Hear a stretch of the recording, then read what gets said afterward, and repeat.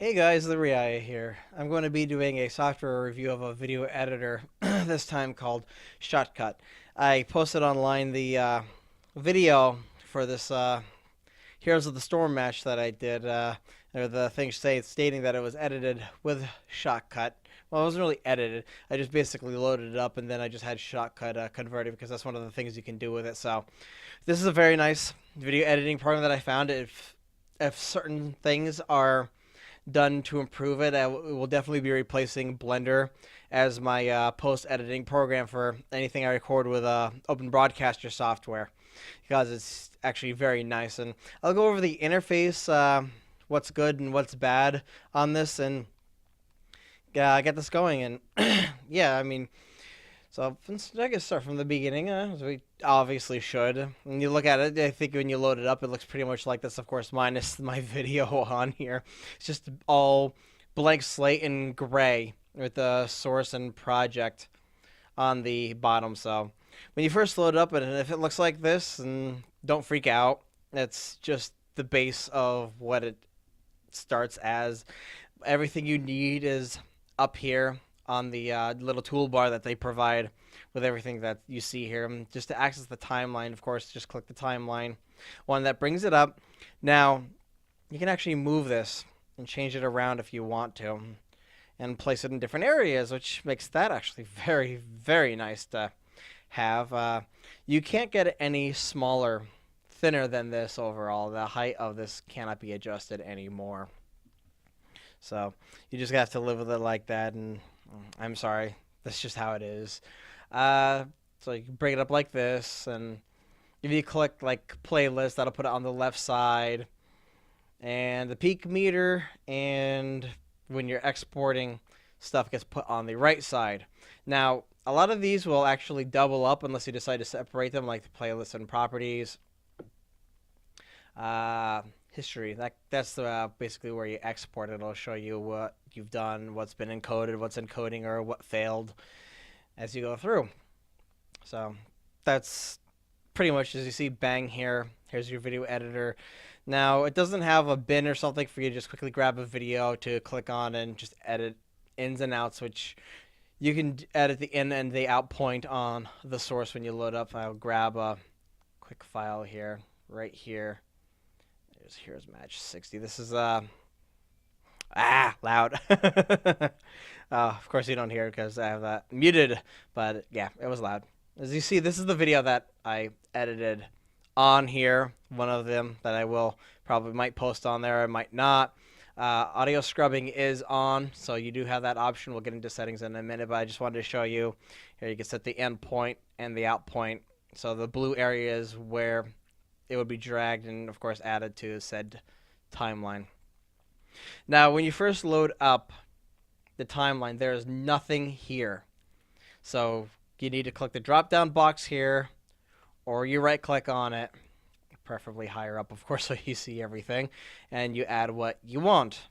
This insert track here doesn't specify exactly what it's for. Maybe you could add subtitles or something like that to it. I haven't really gotten to messing with that one, but there's the video track, control Y, or audio track, control U, for obviously the primaries that you will be using. Settings. The major reason why I downloaded this is this has a GPU processing mode for a free editor that is absolutely astonishing. Now, this program is available for PC. No, obviously PC is for all Windows, Mac, and Linux. So being able to have a GPU processing mode is wonderful because then while you're editing and such with all different filters and whatnot, it'll play in real time without a single issue. That's what made me want to look around, is because I'm using Blender and you can get frame drops and things like that while doing this because of it being, software rendered, or while the basic players, is using the OpenGL or whatnot. Well, this allows full GPU processing, and that's wonderful and great. Video mode is to select what you're using. You've got presets here. Then you have custom ones that you could add. Like for my video, it's 1080p at 60 FPS, so I made my own, which of course then translates towards the export as well, and we'll get into that one later. This tells you if you want to have it as progressive for the video, if you want to deinterlace it, interlaced video for standard video if you have that or not. And you can also export to a different monitor. But note, when you do this, at first the program will crash in GPU processing mode. Without GPU processing mode, it just doesn't like it, and it'll crash and you got to reload it up, and then it works. There's the different languages to choose from. It's always nice to see different themes. The system and the fusion layer, just basically lighter versions of what this is. Now, display mode, you can have an automatic or specifically set it to OpenGL or DirectX. Now, DirectX doesn't have GPU processing mode yet. Again, it's experimental right now for OpenGL. This is what it was built upon. So that's what you're going to be living with for now until they work on that, and hopefully they'll expand it farther out. So just this in itself for the interface makes this already an enticing free video editor. Now, let's talk about the pros. I think one of the massive pros is the stock presets it has for exporting, as you see on the left side here. Now, it has straight up H.264 baseline, high, and mains, so that makes it really simple if you don't mess with things heavily like I do. I prefer to go on and make sure everything's set up properly by exporting and such, but not everybody is as capable or know exactly how to do that, so it's nice to have a lot of choices on the side here. Now, for the codecs, it's got pretty much everything under the sun also. Now, if you're exporting this to, say, for Blu-ray or whatnot, of course, you're going to use libx264. Or if you want to do some archiving but not have the highest file sizes, there's libx265 in here as well. And I'll tell you right now, in the 3770K that I have overclocked at 4.4 gigahertz, the libx265 at 24 frames per second does seem to encode in real time.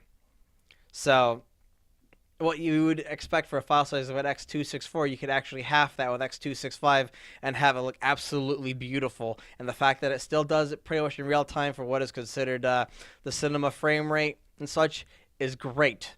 Now, of course, if you're doing higher frame rates, it will take longer because of the higher frame rate. X264 encodes really fast, even at 60 frames per second. So yeah, getting your YouTube content out there, if you do that, is wonderful. And of course, for quick processing for when you make your Blu-rays, you don't have to mess with that quite as long. Audio, again, same thing. They got pretty much every format that you'd want to use under the sun. And of course, then the average bitrate quality and such. Other is specifically for using custom codes for the FF MPEG section. All these codecs are pretty much everything is based off the FF MPEGs for these, so that's open source. They could use them and bring this to you, so you could do everything you want to it, including setting this. Like the preset here is set to fast. That means how long it'll take to encode. The slower it is, the better the quality.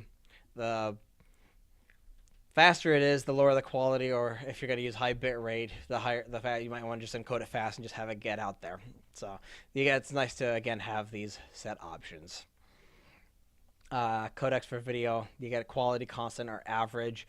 Generally, of course, for high quality, you're going to use average and dual pass, which will take twice as long, but it'll produce the best quality at the lowest possible file size. Playlist. This is wonderful to have.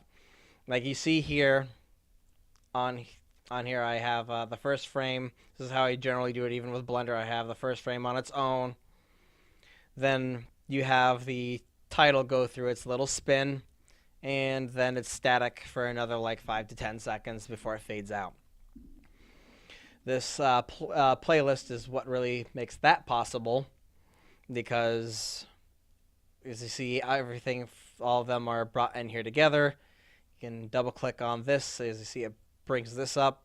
You go to its properties, and you tell it it's an image sequence, and lo and behold, let's bring this back to the beginning. Hit play. It does the image sequence all on. Then you could just click, drag, and drop into the spot here. And there you go. You got your image sequence fully put on there. You don't have to worry about messing with it and such. And it does what you need it to do. I have not seen this in other free editors. That is great. And I hope there's nothing really to improve upon, I guess you could say, about that. It just makes it very nice and simple. We're going to move on to the filters themselves. You can see here, I'm going to start with fade in and fade out for the audio and the video. This is kind of like how they have it with as a Pinnacle. Who owns Pinnacle now? I'm trying to remember that off. Well, it's the same people who at least distribute WinDVD. Those are the people who own Pinnacle now. It's Coral. So, just like on Pinnacle, or their, what used to be the Avid Studios, you can just go to the top left corner of your video, just click on it, and drag it out to where you want the fade in and the fade out to be.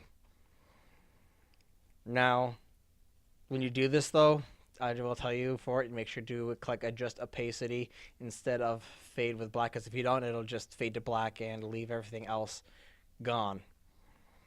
And of course, that's not what you want. You want it to fade in properly with and have everything else properly behind it. It's the same with the fade out, of course. You drag it from the top right corner, pull it out, you got the fade out. Easily done. That's simple to deal with. And it makes it so you don't have to deal with just going into the filter and setting that up straight in there. Another thing to take a note on the timeline itself.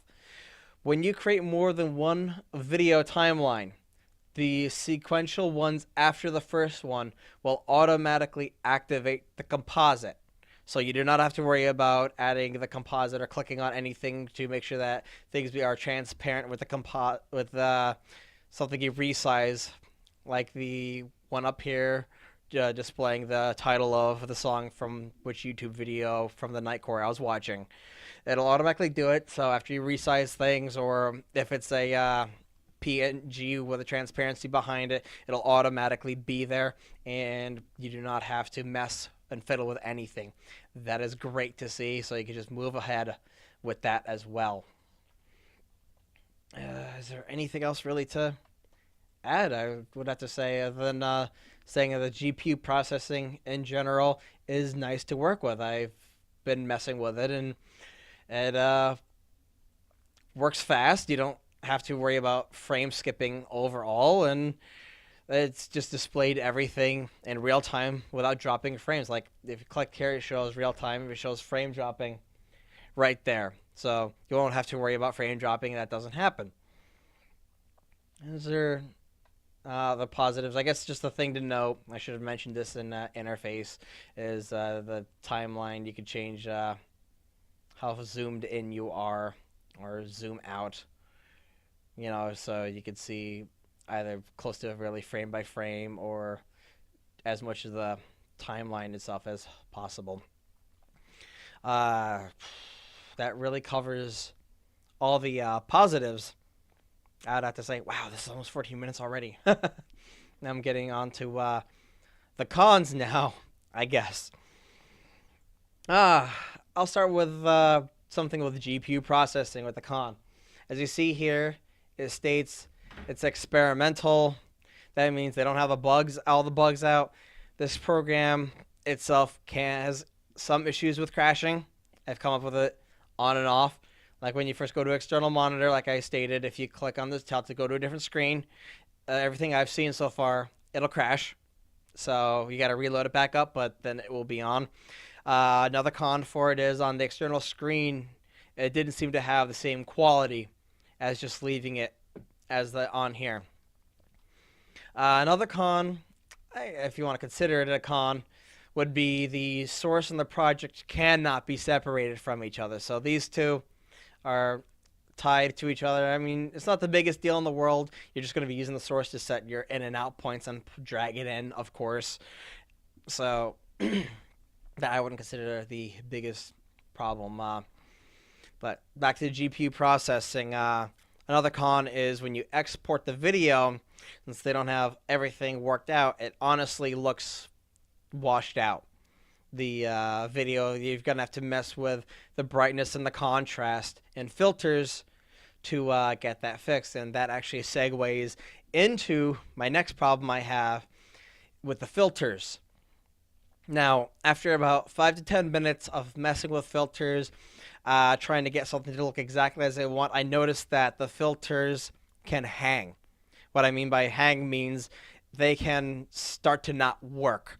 They'll stick at a specific setting you had it at, and regardless if you change it around, it will not work. You have to close the project out, you'll have to reopen it, and then mess with it again. So, that's the problem I have with the filters. Oh. Is there any other major issues I can think of?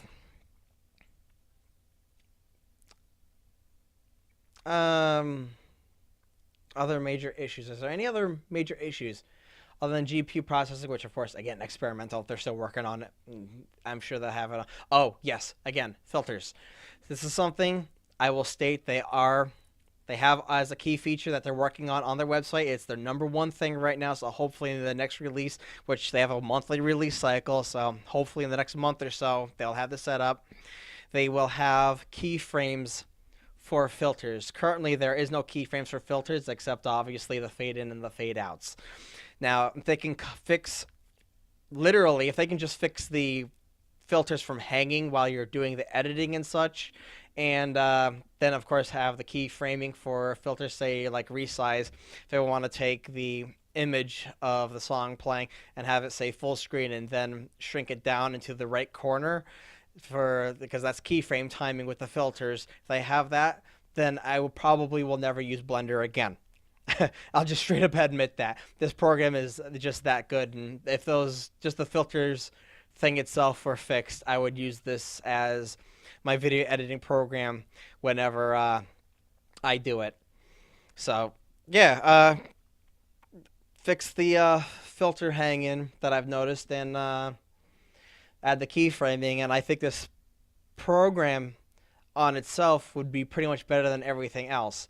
Now, if they fix the GPU processing mode so that it works beautifully with the OpenGL API when you export video so it's not looking washed out, then this program would be absolutely almost flawless. The only thing that would make it, of course, more perfect is if they can get the encoding time to be even more optimized and a lot faster. But for a free program as it is, it's great. So I guess that would lead to, again, those are pretty much, I guess those were my final thoughts. Those are really just my final thoughts of the whole video. And that's wonderful. It's, everything that one could probably hope for. Is there something else I can say about it? I mean, there's some other small things I could show you. Like say, this is I'm not gonna save over it, so I'm just gonna mess with this to show you maybe 1 or 2 things. Come on, get that off. I want that off. Okay, you know what? Fine. I'll drag you down here then. It's like this is another thing I should have noted in the positives and such. I completely forgot to. So if you drag a clip over here, like so, and it'll just overlap it together. Why didn't you do it? Okay, you're two here together. Oh, that's why. This still has the fade in, fade out on it. Actually, I probably should have just gone up here and just told it to fade in, go away. On that, fade out, go away. You click and drag it over. If you had a program, there we go. It'll create a crossfade. So, I mean, that's just a little feature of it. Again, these are simple little things that I've seen in like Pinnacle, which is a paid program, at least like I believe $60 some. Like I've had several versions of Pinnacle, so I get their emails about when they have their special promotions and things like that. I'll tell you right now, this program right here, from everything I've seen from their filters and things, beats Pinnacle. So if you use Pinnacle, I'm sorry, I don't mean to like hit and take pot shots at it, but I actually hate how that program has ended up working and things now. But that's really it. I mean, told you that pretty much led to my conclusion. What I think about this program. Oh, there's one more con. This is again, I'm just been kind of stalling in case there's something that came to my mind, and it just came to my mind. When you're in the middle of editing, this is something that needs to be fixed. Also, the video and the audio is not always in sync while you're previewing and such. Is it in sync when you export it? Yes, it is in sync when you export it. Now the problem is, of course, if you're doing adding audio like music and things of the sort to the program, then you want to make sure it's absolutely specifically where you want it. That could make it really annoying and just a huge pain in the ass if it's not in sync. So if they got the audio sync issue fixed, the filters to keep working instead of just hanging after a little bit fixed, and of course added that keyframing for the filters and all that worked, this would be a daily driver probably for pretty much anyone, especially on Linux, I would have to say, because there's nothing really that's going to match that other than Blender, of course, because Blender, again, works on Linux, Windows, and Mac, Apple OS 10. So these are my thoughts on Shotcut. I'll give a shout out to these guys. I love this program. Keep doing what you're doing, because what you're doing is right, and it is exactly what the open source community needs, and I thank you for spending so much time on this program. And if you are looking for an editor that does an extremely beautiful job, then this would have to be it, and I highly recommend that you use this editor. All the video footage you see here is edited on Shotcut, and of course uploaded to YouTube and all that. And I hope you enjoyed this video. So if you liked the video, liked it, dislike it if you didn't like it, and leave a comment below if you have any suggestions or anything, and let me know how I did at reviewing this software. And if you have any suggestions for other software to review, then let me know, and if I can get it and review it, then I will. And thanks for watching the video, and I hope you come back for more.